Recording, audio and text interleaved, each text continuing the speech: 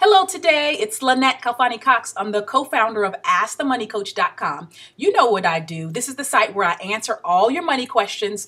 Doesn't matter what it is. Doesn't matter how horrible or embarrassing it sounds or how much you might think, oh, I really shouldn't have gotten myself into this financial mess. That's what I'm here for. The Money Coach wants to take your emails, your tweets, your Facebook posts, your questions. If you want to upload something via video, I'll come right back at you and answer you via video, as you can see right here.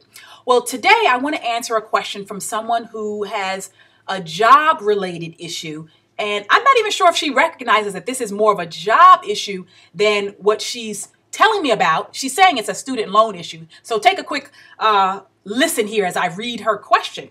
She said, "Hey, Lynette, I saw you on the rebroadcast of the Bethany show. I was on Bethany. It was fabulous. We had a fun time.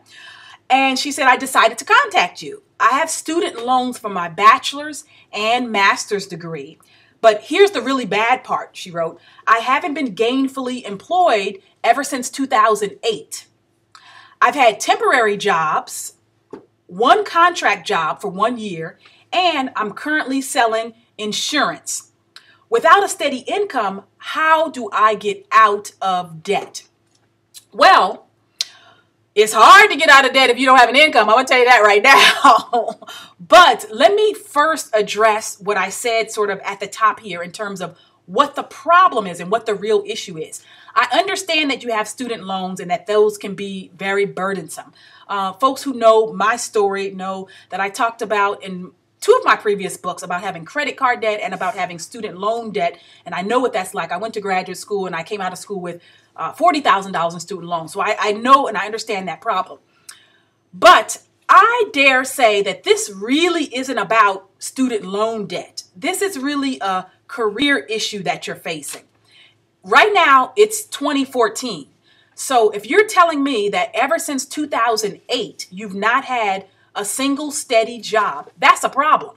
That's the main problem, as a matter of fact. Now, you said you had one contract job for a year, but you've not been able to have steady employment.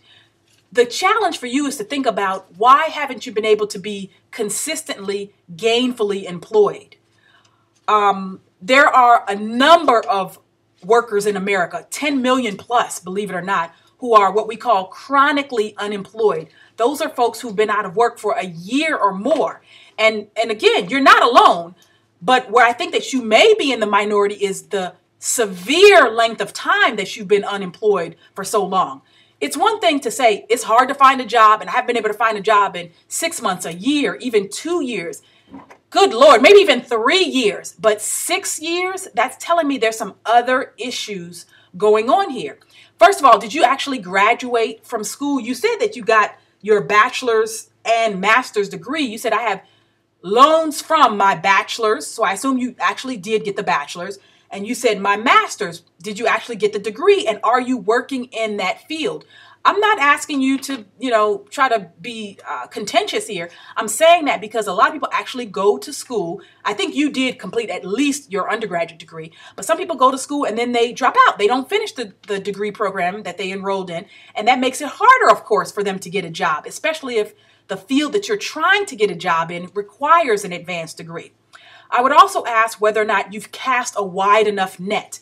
Now, of course, most of us want to go to work professionally in the area in which we trained or went to school in academically. That makes perfect sense.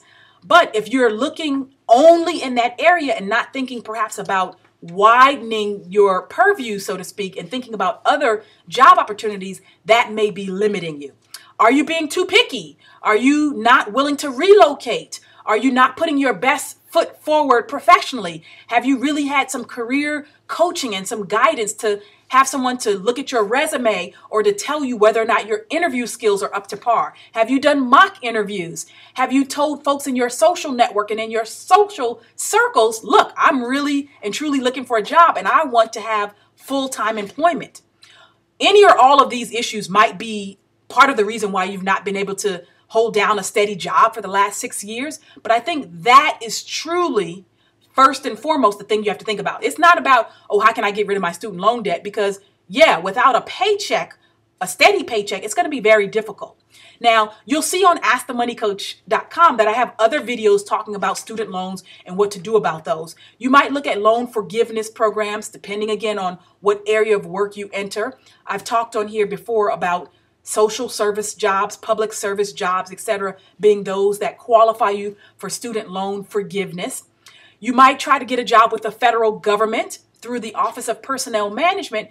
There's actually a program by which the government will repay about $60,000, up to $60,000 worth of your federal student loans. So you should look into that. What's the catch? I know you're thinking this. The catch is that you actually have to work for one of these agencies, any federal agency in the government. And so look into those agencies that offer that. Again, if you go through opm.gov, you'll find out more information about that. But you should also think about maybe making payment plans or arrangements, special arrangements with your loan servicer. That can be on the federal side or on the private loan side. You really didn't say which one you have, and you probably have both.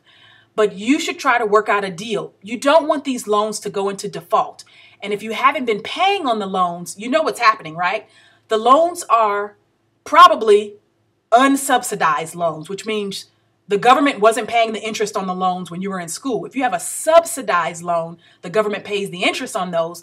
And so that keeps the interest from capitalizing or accruing and getting added to your principal amount. So after so many years and so many years of being out of school, those loans are probably racking up extra interest on top of interest if you're not at least paying the interest on them. So try to even look into that. Now, again, you'll play around here a little bit on askthemoneycoach.com. Look at my videos, go to the site, and you'll see a ton of content. We've got over 1,400 articles about everything under the sun, personal finance related, including dozens and dozens of articles about student loan debt. So I hope this has been helpful to you. This is Lynette Khalfani-Cox. Again, I'm the co-founder of askthemoneycoach.com.